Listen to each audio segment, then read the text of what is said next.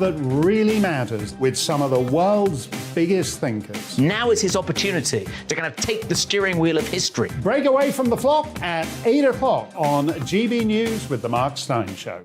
Hello, I'm Esther McVeigh. And I'm Philip Davis. Whether you're watching or listening on TV, online or on radio, we handpick the latest stories, debates and expert opinions for your weekend. So whether that's politics, news or showbiz, we've got it covered. Join us every Saturday morning at 10 o'clock on GB News.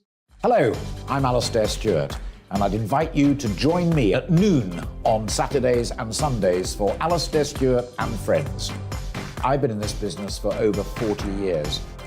Now, here at GB News, I've never been happier. I get to choose the big stories that really interest me. We hear what you have to say, and you hear what I have to say. I really hope you can join me, noon on Saturdays and Sundays. I'm Mark Dolan. Join me at 11 on GB News for Headliners, in which I'll be joined by two of the UK's top comedians discussing tomorrow's papers.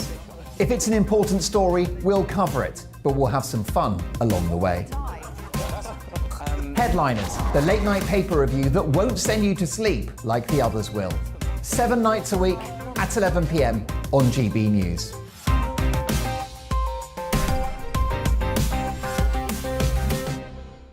Hi there, it's Stephen and Anne. At breakfast from 6 a.m, you'll always be caught up with everything you need to know, the latest headlines, opinions and debates. We'll bring you the good news and the bad, but most of all, we're here for you. Remember, send in your views and let us know what you would like us to talk about. That's because we're your news channel. And every morning at 6 a.m, it's breakfast on GB News.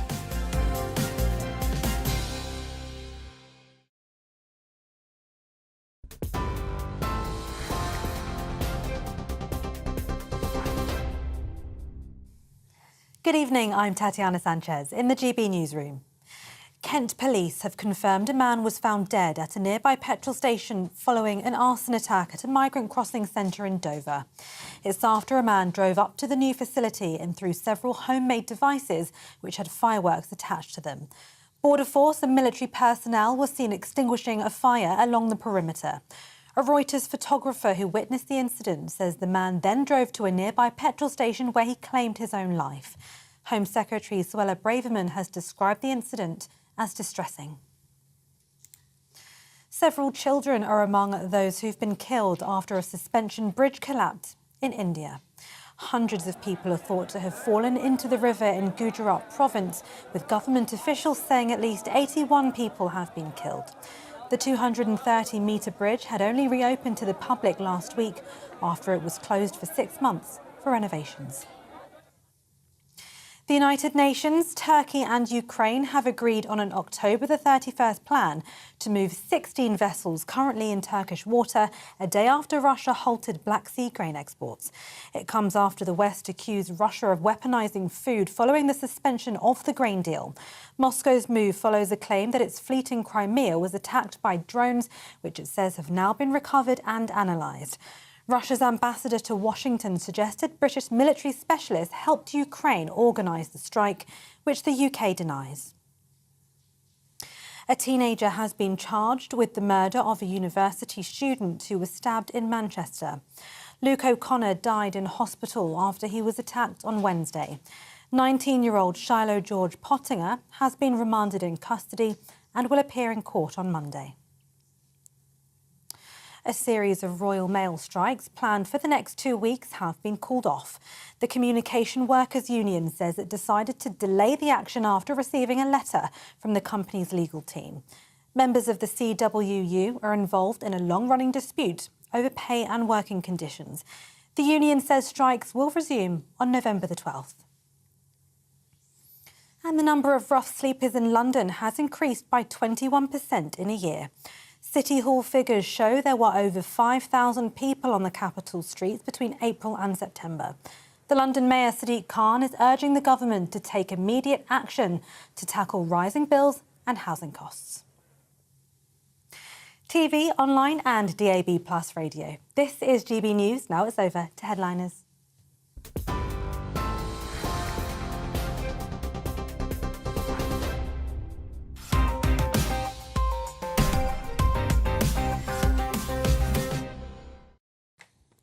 Welcome to Headliners, your first look at tomorrow's papers. Tonight I'm joined by what looks like the world's most awkward Tinder date, but is in fact the two fantastic comedians Josh Howie and Diane Spencer. Great to have both of you with me. This is the question they always ask when someone's been on a date, which is, will you see each other again? Definitely. There you go, Diane Spencer, as good a liar as ever. Let's have a look at tomorrow's front pages, and we start with the Daily Mail. And they lead with petrol bomber attacks migrant centre. 3 firebombs thrown into Dover facility, conditions worsening at 2nd Kent unit. Channel arrivals now near to 40,000 this year. The Daily Telegraph, migrants side by side in hotels with the public. Home Secretary looks at measure to relieve overcrowding at asylum processing centre by sending migrants to hotels alongside regular residents. Sunak keeps option open to attend the COP27 climate summit is the other story in the Telegraph. The I newspaper, Sunak under Tory pressure to U-turn over climate snub. The Guardian, ministers accused of Wild West attitude to UK's national security, particularly in relation to the Home Secretary using her personal email account to send over government messages. Outside it was chaos. I couldn't move. The most horrific story, of course, over 150 people tragically killed in Seoul during Halloween celebrations. The Financial Times, Moscow's ditching of Ukraine grain deal catastrophic for poor nations, and Northern Ireland power-sharing model is not fit for purpose, says the Irish Premier. The Daily Mirror now. NHS is facing worst winter on record. The Mirror reports from inside a hospital battling the flu and COVID twin-demic. The Times, it's mad to record petty problems as crime, says top police chief. And firebomb attack on migrants. 3 devices thrown by a suspect who later killed himself. And last but not least, 3 body doubles suggest Mad Vlad may not exist. Who's the Vladdy? The Ukrainian military think Mad Vlad Putin has been replaced by 3 body doubles who have had plastic surgery, explaining Russia's war tactics disaster. And those are your headlines.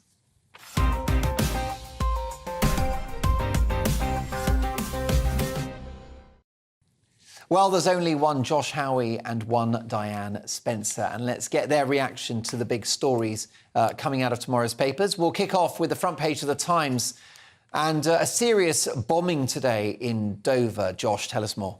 So, petrol bombs were thrown at a Dover migrant centre this morning about 11:22. A man drove up and through, they're saying about 3, but a witness said up to like 5 bombs. A couple of people have been injured. There are children at that particular site. It's where people are taken to when they cross the channel, and then they're taken later on to a different centre.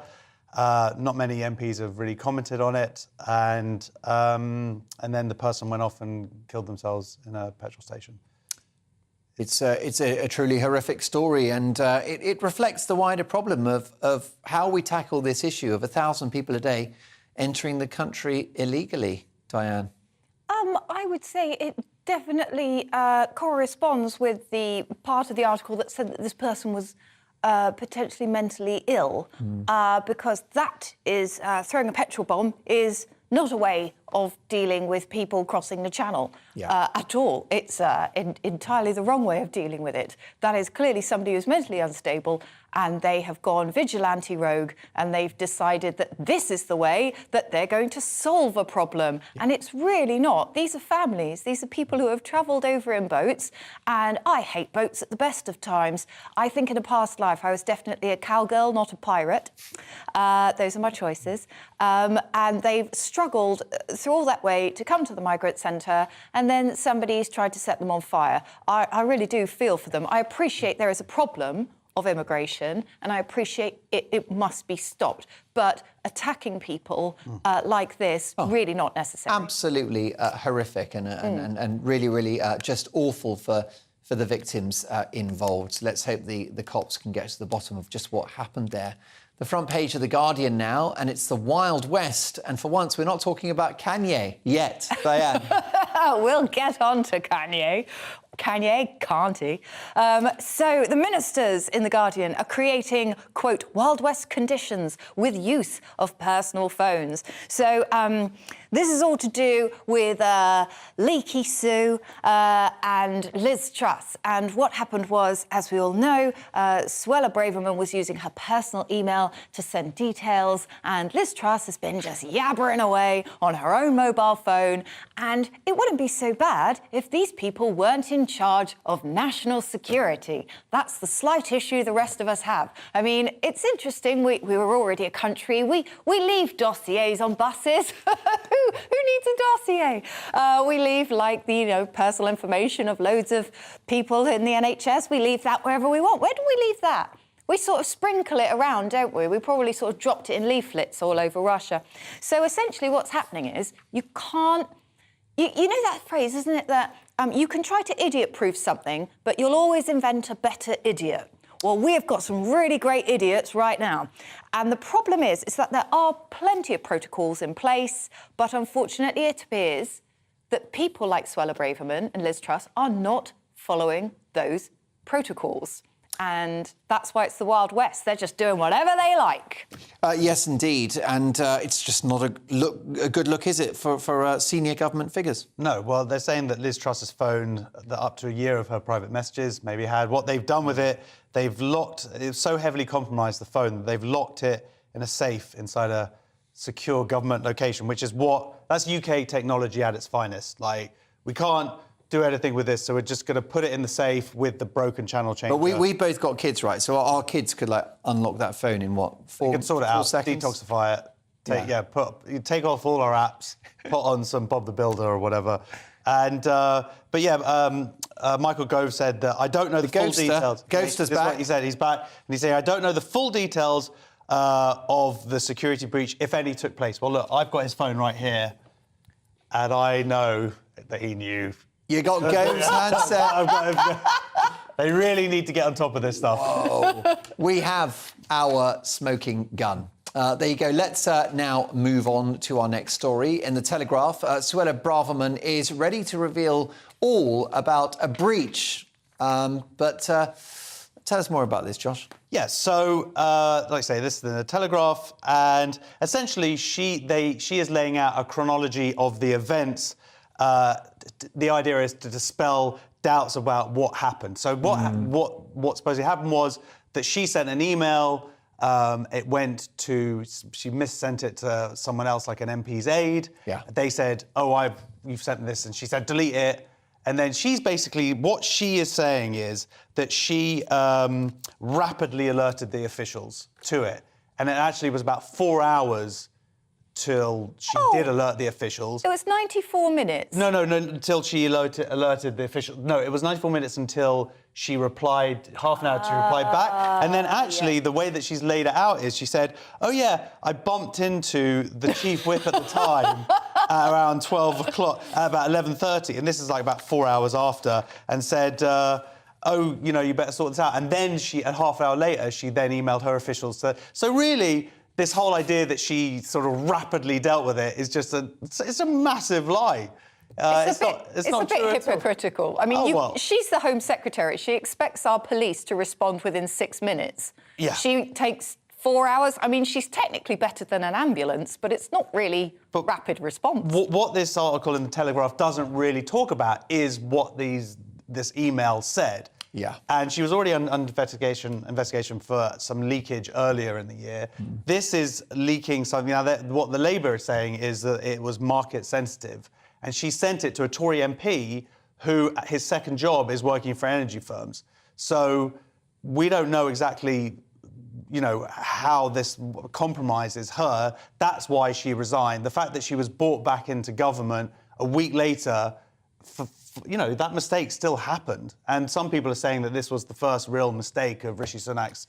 However, I mean, if she can tackle the migrant crisis, then she goes from zero to hero, wouldn't you say? Well, she was really brought in to appease the right of the Tory party, not necessarily for her abilities as such. So, but this voters care about that issue, don't they? Well, some voters. Well, they care about immigration. Whether she's the sole person who can actually deal with it. I think a lot of people out there are just horrified at the image of 1,000 people landing on our beaches. Yeah, every the day. idea that she is the only person in the whole of this country who can deal with it is not true. Well, there's a perception out there that she's been the politician that's been brave enough to say, I will tackle this, and I'm not afraid to make enemies in doing so. So, for example, she said, I dream of getting those Rwanda flights in the air. Now, that will upset many liberals in the media and in politics, but there'll be voters that say, bring it on.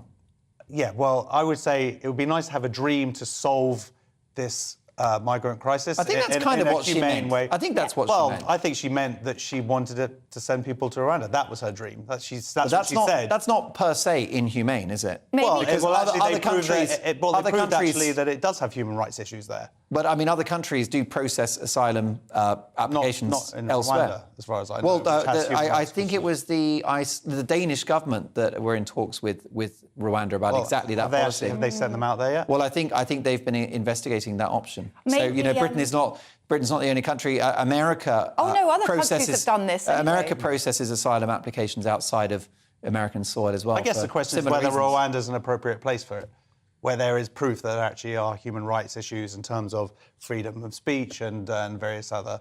So, look, this is a problem that needs to be solved. And as I said, I'm not convinced that she is necessarily the person to be able to do that. Certainly, she's not the only person in the whole of this country who can sort it out. No, I mean, it does beg the question, can anyone fix this, Diane? I'm not sure they can. No, I think it's totally fixable. I do think that we need a little bit more cooperation from France.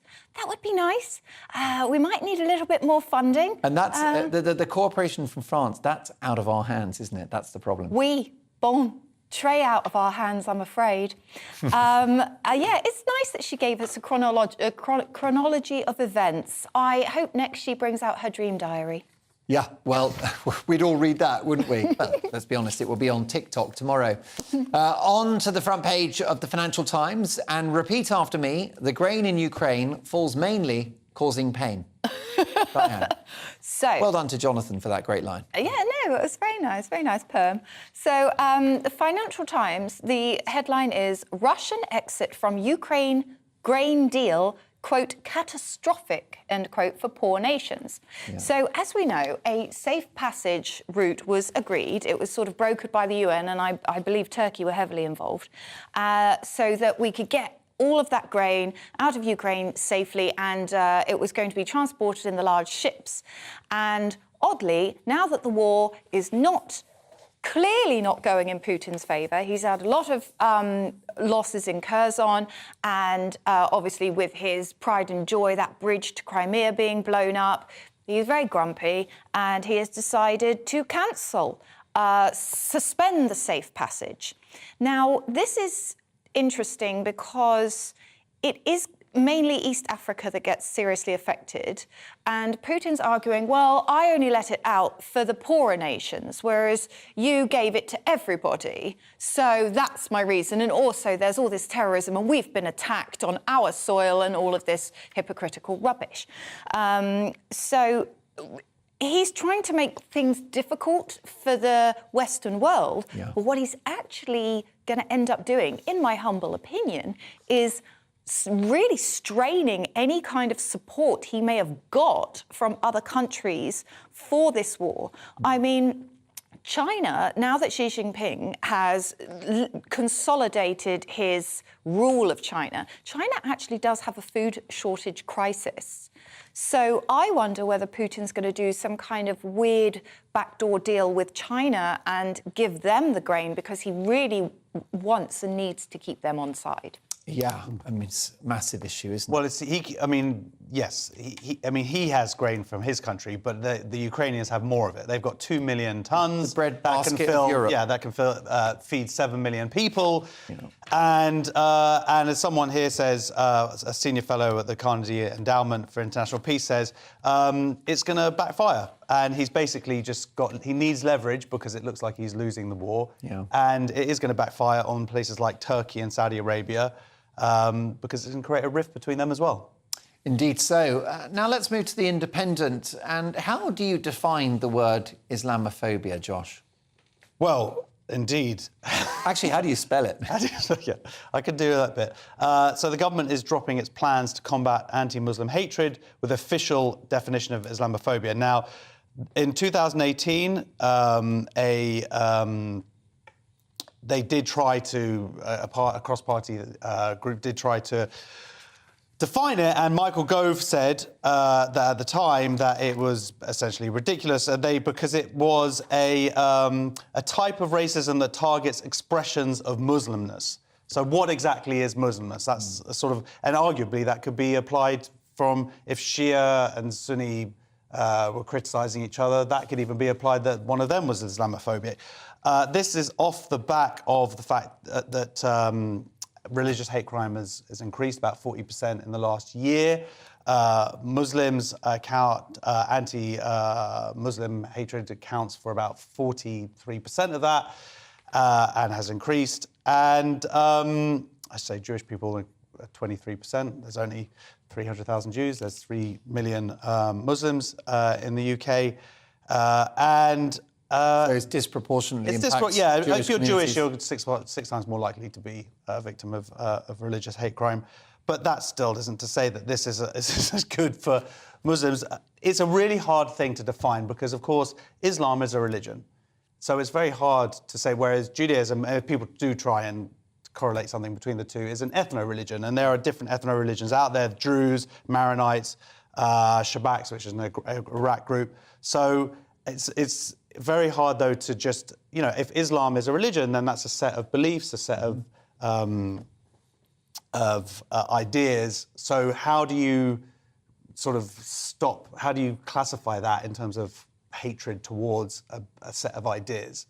And certainly when it comes to, and there is issues with free speech, with even comedy, how do you criticise something? Yeah. I mean, this is very key because starting from Tuesday, it's Islamophobia Awareness Month.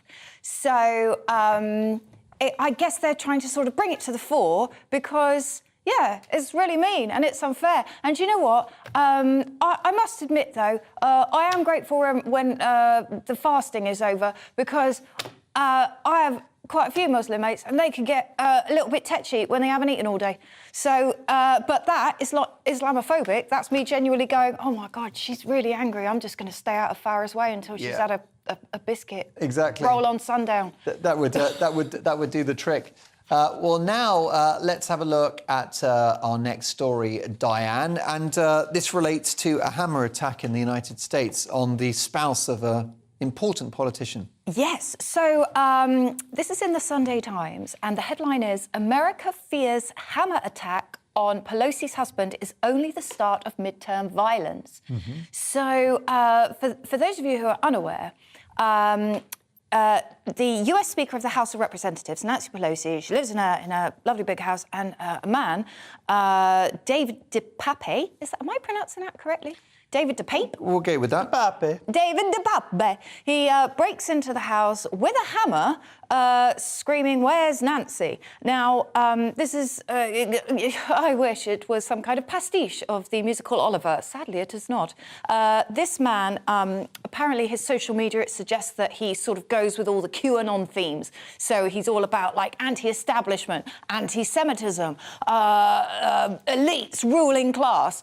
And he decided to, again, vigilantism, take matters into his own hands, bust into this person's house with a hammer. I mean, we've had violence on politicians here, and it's not the way forward. And Nancy Pelosi is already quite a divisive kind of figure, but this is just horrendous. And her husband was there, and he is okay. He's in hospital. And to be fair, it is America.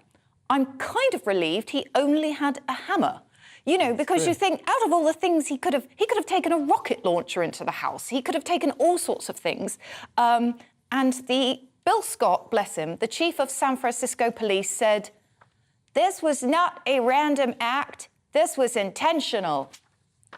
Well, get that man a donut. I think you've solved the case, Columbo. Well, too right. I mean, it's interesting, isn't it? Because online there have been some other conspiracy theories doing the rounds about the context of this attack. Yeah, so there's right-wing conspiracy theories that this was like some sort of gay love affair gone wrong.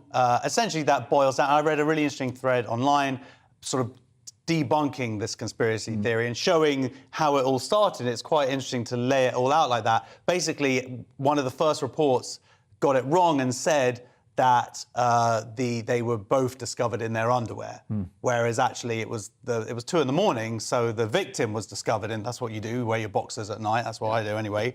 And then they quickly. See, I'd always hung on to the idea. I knew I should have mentioned that because you're gonna to go off the story and start talking about what we wear. Well, let's keep on the narrative. I've always had sort of daydreams that you go commando when you're, keeping those daydreams in the dead of night. If you ever meet me with a hammer, I'll be happy enough to go. Right, I can show you my hammer. Yeah.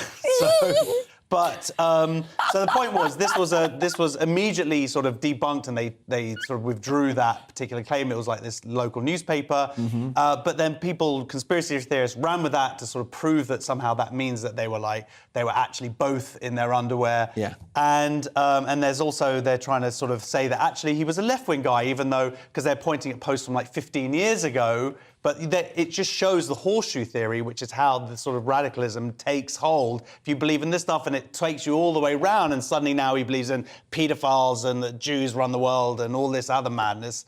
And there's but it's really interesting to see how this stuff spreads, and then of course how Republicans are going to use this to kind of, because they don't want to, because this is now the case, and this is what we see from really the first story, and it's a bit of a theme I think through tonight, is that you see mental health issues combined with toxicity of these topics, and it just shows that the rhetoric has an impact in real life. Indeed so, and it's a very shocking story, and we do wish Mr. Pelosi a swift recovery. That's it for part one. Join us after the break for incels, transsexuals, and that's just my guests. See you in two.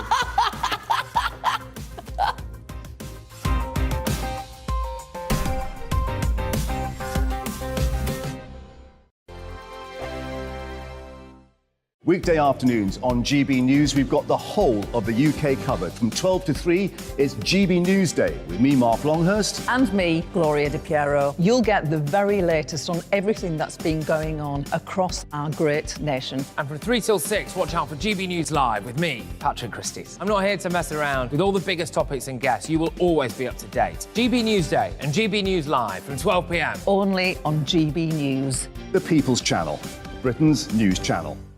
I'm Dan Wootton. Join me Monday to Thursday from 9 to 11 for the feistiest and most fun news debate on TV, where free speech reigns. I'll bring you a sharp take on the day's biggest stories, bombshell newsmaker interviews, and A-list guests. And I guarantee you, no spin, no bias, no censorship, and no reason to go to bed. That's Dan Wootton tonight, Monday to Thursdays from 9 on GB News.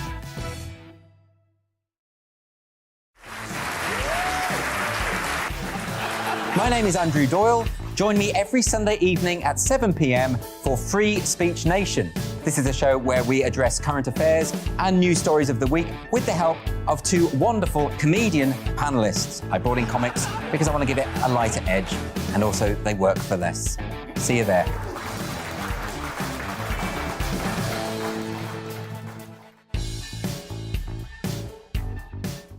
My name's Tom Harwood, and join me 9:30 a.m. every weekday for The Briefing, your one-stop shop for everything you need to know about what's going on in politics today. I wonder if this is a deal that might need to be like the biscuits in this factory, twice baked. Is there not an opportunity here to win out against the extremes? Tom Harwood, GB News. What are you going to do about it? Things should have been done differently, and they certainly are being done differently. Don't miss it. The Briefing with me, Tom Harwood, 9:30 Monday to Friday on GB News. On Mark Dolan tonight, we have a simple plan, which is to inform, stimulate and entertain in equal measure. It's all about getting your opinions on the national television airwaves. I love my viewer emails, mark@gbnews.uk. So do join me from 9 p.m. to midnight every Friday, Saturday and Sunday for big guests, big opinions and a big presenter. 6'5", don't you know? See you then on GB News. Where would you like to go? Just take me to the studio, please, mate. You know where you're going. I've got a show to do. Friday Night Feast on GB News, 7 p.m. And it's like nothing you've ever seen before. We take a different angle on the week's biggest news stories. The viewers and listeners set me some absolutely mad challenges to do. We tried to rehome a rescue dog. And yes, there's some other wacky stuff in there as well. I feel like I could take on the world. Well, that's that. Friday Night Feast with me, Patrick Christie's, every Friday, 7 till 9 p.m. on GB News. Be there.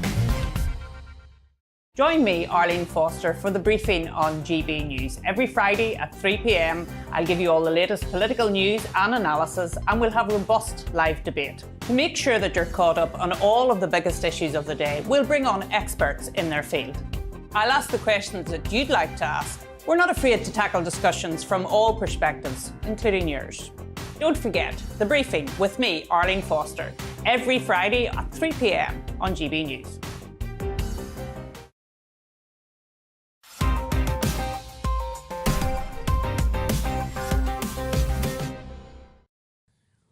So, okay, you're wearing boxer shorts when you're at home.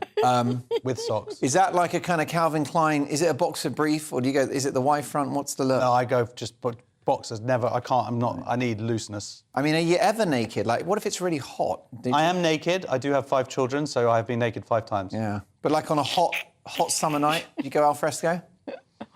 I would be arrested if under that excuse. That's all I'm saying. You wouldn't be arrested on my watch. You'd be promoted. We cut away from me, please. Welcome back to Headliners, your first look at tomorrow's papers. I'm Mark Dolan, and tonight I'm delighted to have with me, and this, none of this I've written, the comedians Josh the Hebrew Hammer Howie and Diane the Iron Deficient Maiden Spencer. Oh. There we are. Excellent stuff. Calling HR. Well, yeah, I didn't know what the implications of those words were, so I decided to quickly disown them. Yeah. Not a bad shout. Look, we've got lots more stories to get through. It was obviously quite a serious chunk that we've just had. A few serious stories here, but some fun ones as well. In Monday's Times now, roses are red, even if they're unshaven. Legal change could make Scotland become a trans haven. Well, this is a fun story. Yeah, no, legal change, yes, could make Scotland trans haven. What they've done, they've just voted in, essentially, that now you can self-declare your gender. It used to be that it'd take 2 years and you needed a psychiatric assessment of gender dysphoria. Now you can basically self-declare and you need to be living as the opposite sex for 3 months. Yeah. The implications of this are that the system can be abused, and this is a threat to biological sex-based rights, which is why people have been protesting, why J.K. Rowling has been so vocal about calling attention to this. There's also implications in terms of what's happening now in Scotland, because we're talking about female prisoners, we're talking about female sports, we're talking about even skewing of female crime statistics. Yeah. Which we've seen people being, child abuser, this female child abuser. It turns out he's a biological man. There's a lot more female child abusers out there these days. Exactly. This is what's happening. There's so many more female perverts. You girls have got very naughty these days, Diane. No, we haven't.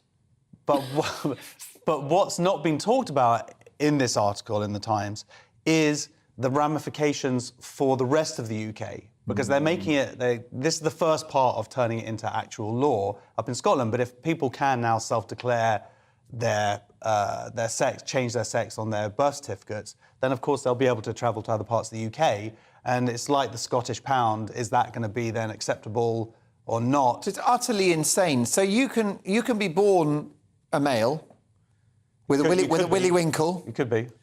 And then have it changed to female in your birth certificate. Absolutely, and also right. I mean, that takes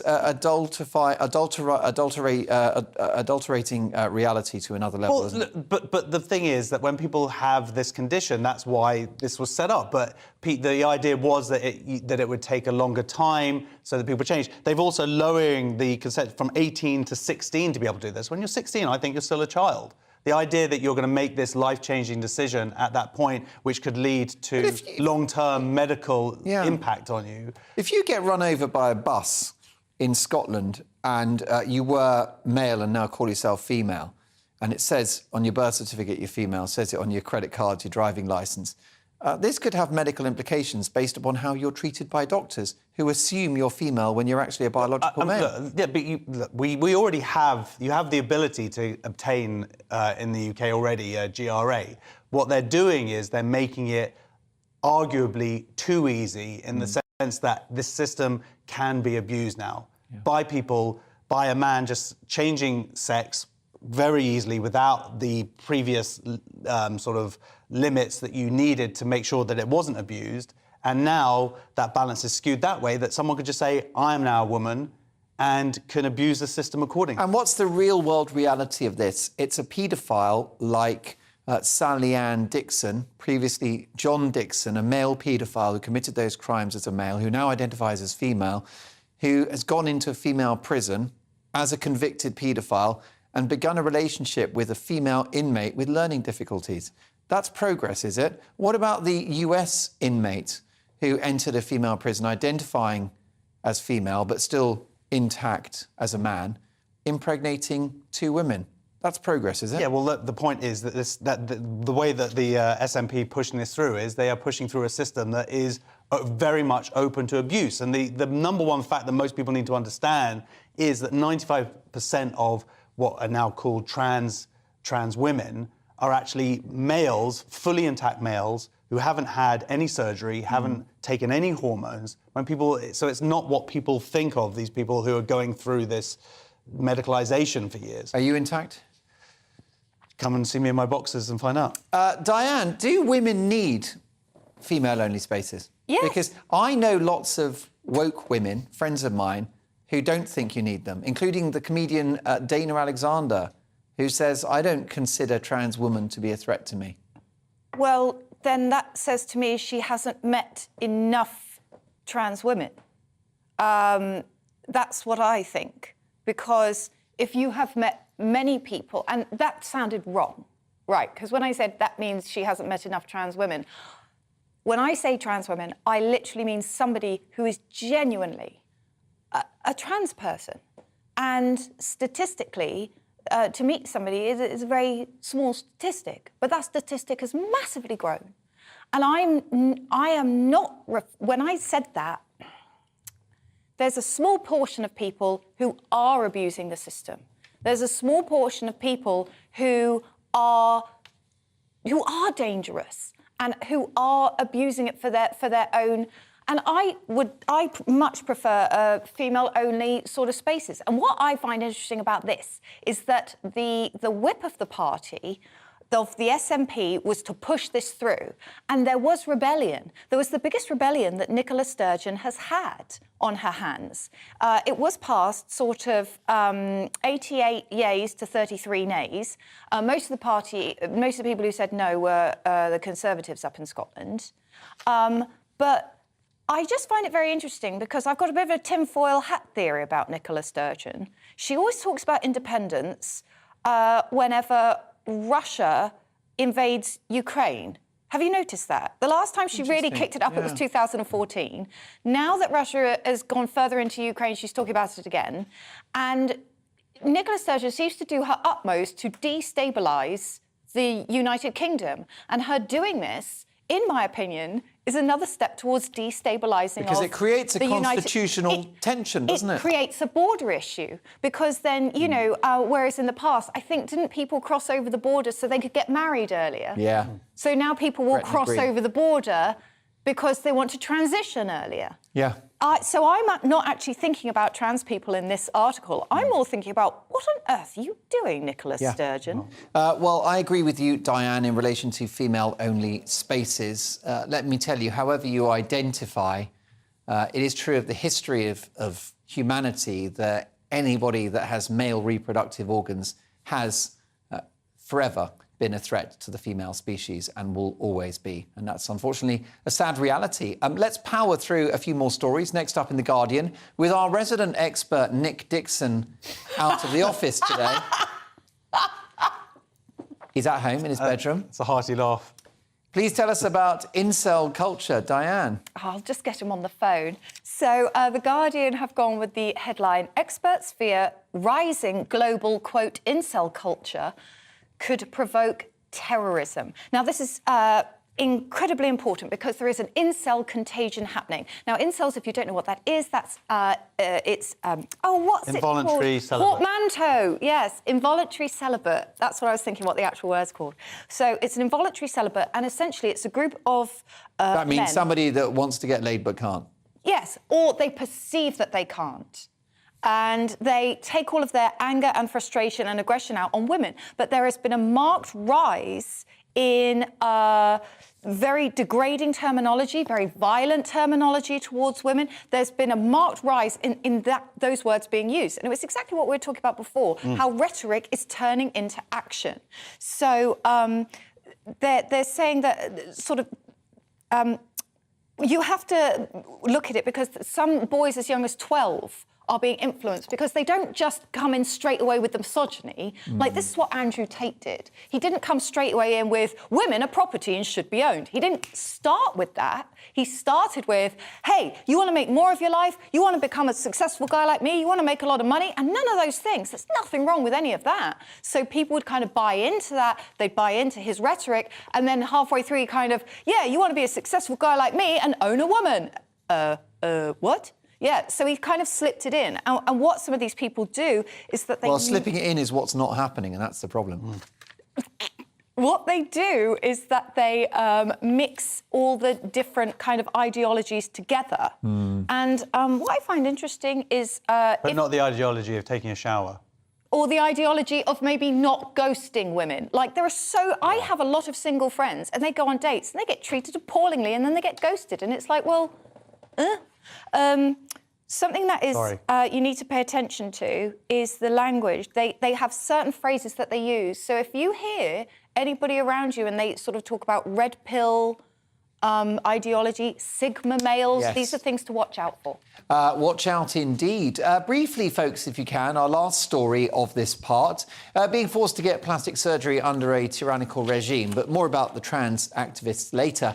It's Putin's body doubles in the mirror. Diane. Yes, so Putin's body doubles have had plastic surgery to look like him, claims Ukraine spy chief. So Major Budanov, who is Ukraine's head of military intelligence, thinks there could be a minimum of 3 of Putin's doppelgangers, because what they've noticed is when, for example, he goes to public events, like he went to that military training exercise, he's not behaving the way that he usually does. Like, people would have to go through... You know how he has that ridiculously long table that he makes people sit at? Whereas when he went to this training camp, he's shaking hands with people, he's slapping them on the back. It looks very strange. Now, obviously, we've also heard that... months ago, we were hearing about how there was this surgeon, this neurosurgeon, that was having to accompany Putin everywhere. So the idea is that the real Putin, maybe he's too sick, maybe he's too much of a...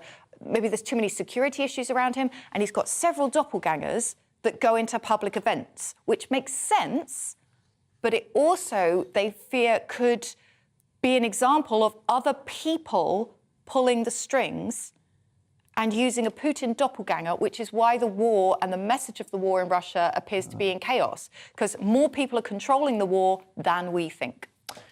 Maybe we needed 3 Liz Trusses. Perhaps that could have... I think one was bad enough. One was better. But, I mean, this is sort of the plot of Chaplin's The Great Dictator, whatever, like that the underling actually takes over this thing. There's a few interesting things here that I didn't know this, but supposedly normally you have to undergo 2 weeks quarantine if you want to hang out with Putin. That's number one. And the other one is, I don't know why they needed plastic surgery, because if you shave if you're a white guy, you just shave your head. And that you kind of just, we all look the same. That's why I wear glasses and I grow my hair a little bit, just to in any way differentiate myself. So the idea that they need to actually have plastic surgery, I'd have to shave my chest as well, I guess. He has a shaved chest, doesn't he? I think he has a body double for when he rides on horses. He's got the bear double. Right. Yeah. Yeah. They're going to bring out a Putin calendar, and you think that it's like one Putin. No, it's like 12 Putins. There you go. Well, one's definitely enough. 3's company. 2's a crowd. That's it for that part of the programme. Join us after the break for Prince Harry's erotic adventures, Tiger Woods' erotic misadventures, and a pint so expensive we're all going to have to start drinking from the drip trays instead. See you in 2.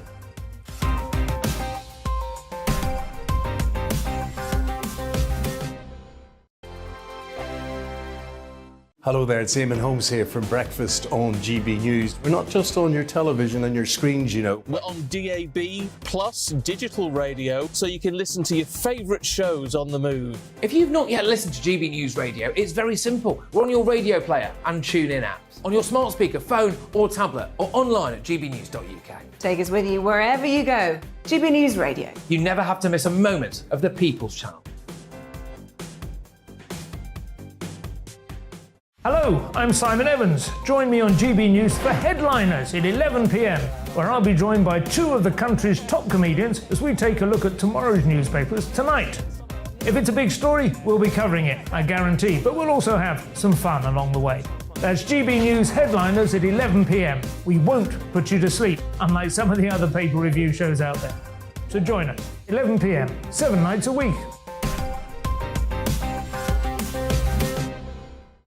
I'm Mark White. As GB News Home and Security Editor, I cover those key issues that are so important to you. Our authorities, our communities doing all they can to combat violent crime. With the public services under unbearable strain, why are we still failing to control our borders? Defence, the first priority of any government, has been continually hollowed out. Can we trust our politicians to protect the armed forces? Join me, Mark White, on GB News.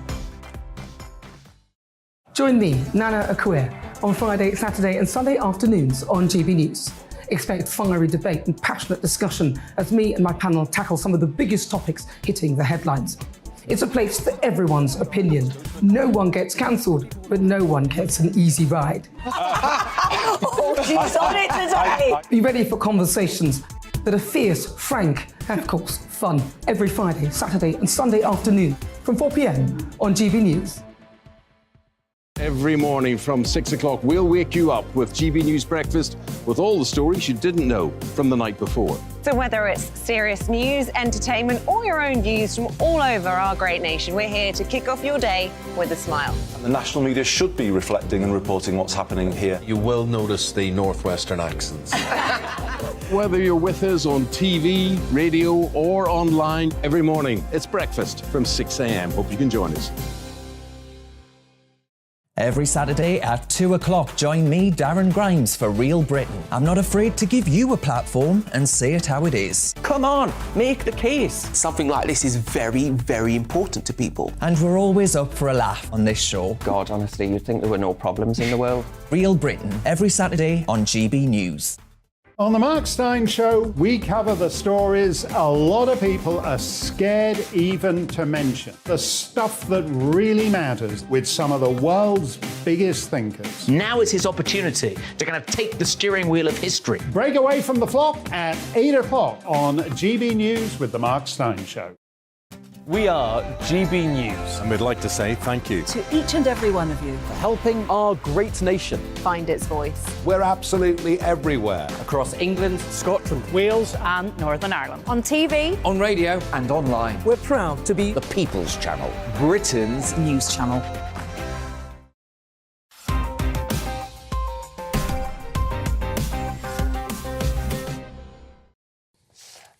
Welcome back to Headliners. Do you like the special effects? No expense spared here on your late night paper review show. I am Mark Dolan. Still with me, the brilliant Josh Howie and Diane Spencer. And now let's have a look at a story about a promiscuous, wayward redhead. And who better than Diane to take us through this one? OK, so on the Daily Mail, we have the quote, Prince Harry asked his friends and ex-girlfriends to feature in his upcoming autobiography, Spare... Gosh, I wish it was Spare Change or something else. Like Spare apparently, parts? Spare Parts. Spare us the sob story. Well, in other countries, they've given it different names. Like in Spain, it will be called In the Shadow. And in Sweden, The Other. I think it could be called Runner-Up. Oh, yes. Silver medal, don't you think? Always the bridesmaid. Yeah. The whiner. The whiner. So essentially... The ginger winter. Sorry, we're not quite done yet, Diane. You're not done? We've hit a purple patch, haven't we? We're on a roll. Maybe you should call it the purple patch. purple patch would Oh do my it. God, no, I don't. So essentially, this is back to Harry's hypocrisy, his favourite thing, his favourite cup of tea, in that he only wants privacy on his terms. He asked his ex-girlfriends, Cressida, and I think the other one was called Chelsea, to... Of course it was. Give him, to talk to his ghostwriter, to kind of sex up... You mean he didn't write it himself? Well, I mean, he Shock. did, but then he kept on eating the crayons. So they had to, Chelsea and Cressida, he wanted them to spill some tea on him and talk to the ghostwriter. And it's like, Wears no, boxers. Harry. He wears boxers. You can't do this. He's trying to use his own privacy to sell his own privacy at the same time as telling us, don't invade my privacy. No, Harry. I'm sorry, but either you put it all out there, you can't control what people think. They're going to react the way they want to react. Correct. And it's got the book apparently has been ping-ponging back between the publishers, the ghostwriter, Harry, ghostwriter, publishers, because it wasn't detailed enough in some places. And they wanted to juice it up a bit. And apparently some of these revelations, even Harry is not going to be comfortable with. But I don't think it's worth 28 quid. Ooh. £28! No way. And he's trying to appeal to everybody. No. Do you think the publishers will get their money back? Yeah, I'm sure. Well, it's already on #1 all over the world, really, and it's months before the release. It's going to release. They wanted it before Christmas. It's going to release January 10th. Any idea why they didn't make the Christmas market? Yes, because he wanted to make changes after the Queen's death out of respect to her. I see. And I think there's also this argument that they've tried to lessen some of the impact of it because it could have said some... who knows what they've taken out, but a source said the book is much worse than people think. Good. Well, look, I'll be honest with you, I'm looking forward to the movie of the book starring Paul Scholes or Tilda Swinton. The Daily Star now, and it looks like beer goggles are getting more expensive, which is bad news for you and I, Josh. What's the scoop? So this is the weekly story that pints are going up. Every week they seem to go up a little bit more. Now they're saying the average is going to be £7 a pop, and that is all across the country. Shocker. Yeah. So that is because there's been, well, of course, there's been the energy increases, but there's been, I didn't know this, carbon dioxide prices have increased 3,000% over the last 12 months. Yeah. So that's a huge jump. And is that a supply chain issue because of lockdowns? I think. How do you pronounce? How do you make carbon dioxide? Do you know? How do you pronounce it and how do you make it? Well, a couple of things happened. A couple of things happened. There was, I think, a major plant was taken offline for maintenance. Oh, yes. And they did it so quickly, they didn't sort of give any warning. But also because there are some companies that make carbon dioxide, like beer companies, as an offset of them making the beer, the fermentation process. But because obviously the grain in Ukraine has shot up through It's all Putin. Yeah, essentially that's become more expensive. Okay, now things are getting serious. Well, that is bad news. I'm not looking forward to my next trip to the Wetherspoons. India Independent now, independent newspaper. Why do we watch movies that make us cry? Josh, you're no stranger to watching videos and expelling liquid at the same time. So Thank you. Can you tell us I like to more about rewatch that? this particular episode. No, what I mean by that is that you cry so much. You watch these movies and there's so many hankies. Yeah, that's what I meant. Whenever I watch movies with you, I'm amazed by how many Kleenexes you have whilst you're enjoying the film. Are we going to continue with this analogy? It's crazy how many you got through when you watched Platoon. I thought, man. what a sick man you are. No! Right. So why do we like these weepy movies? Release, which is sort of what you're talking about. It's a psychological function here, and it's not necessarily we're crying for the characters in the movie, we're relating them to our own lives. Yeah. And that allows us to then empathise and cry. So some of the movie, I didn't know this is quite interesting, about the supposedly the scientifically proven greatest weepy was The Champ. I mean, this is an old study, but I would argue that Up has supplanted that. Yeah. And actually, there is a nice feeling after a good old cry. It's cathartic. Yeah. 80% of people feel better after they've had a good cry. And apparently it also gives you the opportunity to cry, whereas some people who could be very stoic, very sort of calm, stiff upper lip, when they're sat and they go to a film, they have a perfect excuse to let some emotions flow out that otherwise they wouldn't have that opportunity to do. Yeah. Well, I've got to say, for me, it was the movie Cats. It had me blubbing. Now for a big smiley-faced star. No, it's not the latest emoji. It's a terrifying cosmic event. What's the Daily Star saying, Diane? OK, so NASA warns happy image of smiling sun could be a sign of upcoming solar storm. So our sun is a huge swirling nuclear reactor. And because it's not a solid thing, like the equator moves a lot faster than the poles, it creates all these like magnetic fields and these magnetic kind of churnings. And these dark spots are signs that the magnetic churnings are really building up. There We're it about is. to go poof. The picture. Yes, there we go, the smiley sun. Oh, he's a terror. He's a little terror. He's 103 miles away from us. It looks a bit like 93 Wayne miles. Rooney, I think, doesn't it? I think it looks like the end of Ghostbusters. It looks like the Oh, I marshmallow. see, at the end when the sort of ghost sort of disappears. No, the big giant marshmallow man. Oh, yes, of course. So the issue is that when it kind of does these spurts, these little dark A bit like spots... Liz Truss, isn't it? Yeah, You're obsessed with after her. she lost the... You got over your Liz Truss obsession. After she lost the premiership.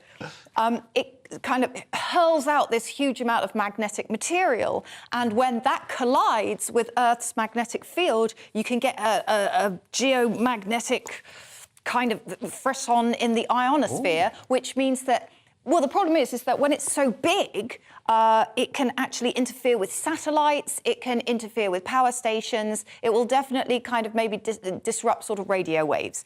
But we should all be fine. But just be aware that it could happen. So when's Black Friday this year? Oh, yeah.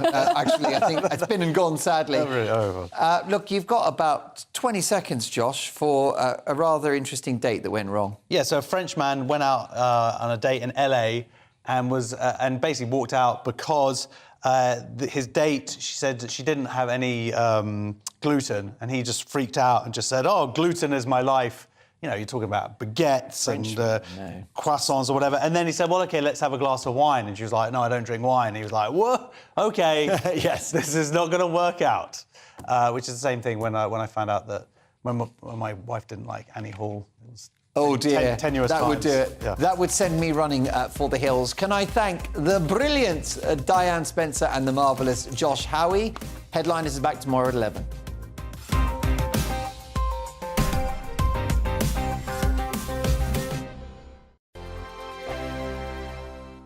Hi there, it's Stephen and Anne. At breakfast from 6 a.m, you'll always be caught up with everything you need to know, the latest headlines, opinions and debates. We'll bring you the good news and the bad, but most of all, we're here for you. Remember, send in your views and let us know what you would like us to talk about. That's because we're your news channel. And every morning at 6 a.m, it's breakfast on GB News. I'm Dan Wootton. Join me Monday to Thursday from 9 to 11 for the feistiest and most fun news debate on TV, where free speech reigns. I'll bring you a sharp take on the day's biggest stories, bombshell newsmaker interviews, and A-list guests. And I guarantee you, no spin, no bias, no censorship, and no reason to go to bed. That's Dan Wootton tonight.